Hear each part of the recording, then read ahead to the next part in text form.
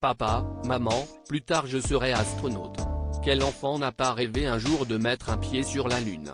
Une profession rendue d'autant plus populaire ces dernières années grâce à une figure du domaine, Thomas Pesquet. Il faut dire que celui-ci a visé juste pour donner envie aux terriens de partir à la conquête de l'espace, plus grand saut dans le vide spatial jamais effectué, ouvrage époustouflant de photographie, la Terre entre nos mains, prise de parole auprès des populaires youtubeurs McFly et Carlito. Et pourtant, le salaire du compagnon d'Anne Motet ne dépend pas de sa popularité, mais bel et bien de ses années d'expérience et des missions qu'il a effectuées, comme l'a rapporté Voici. Le salaire de celui qui est devenu à 39 ans le plus jeune astronaute de l'Agence spatiale européenne est fixé par la grille des salaires des organisations coordonnées. Celui-ci perçoit ainsi une rémunération nette mensuelle comprise entre 8 886,75 € et 9 778,49 €. Une somme à laquelle viennent s'ajouter des primes, perçues notamment lorsque les astronautes travaillent le week-end. Un astronaute peut également bénéficier d'indemnités complémentaires lorsqu'il a des enfants, ce qui n'est donc pas le cas de Thomas Pesquet. Ce n'est pas un métier idéal pour la famille. Astronaute, c'est une passion dévorante. Il faut essayer d'en profiter à fond entre les missions. C'est un métier qui contamine tout.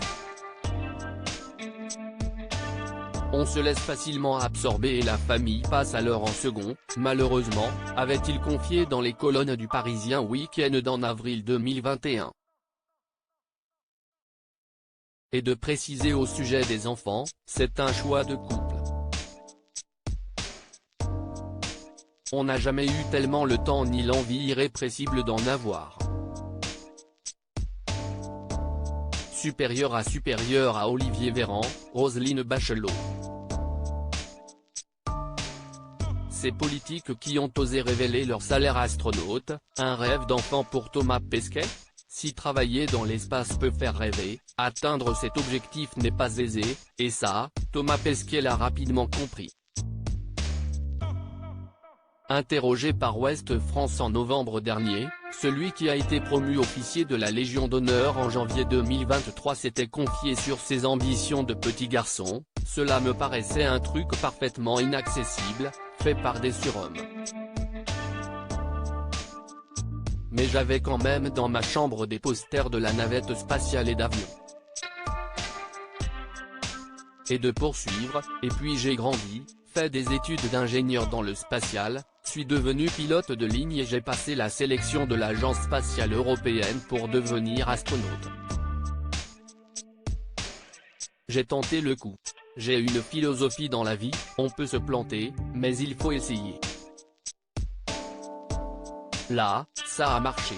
Ils ont retenu 6 candidats sur 8413. Article écrit en collaboration avec 6 médias Crédit Photo, Rachid Bellac.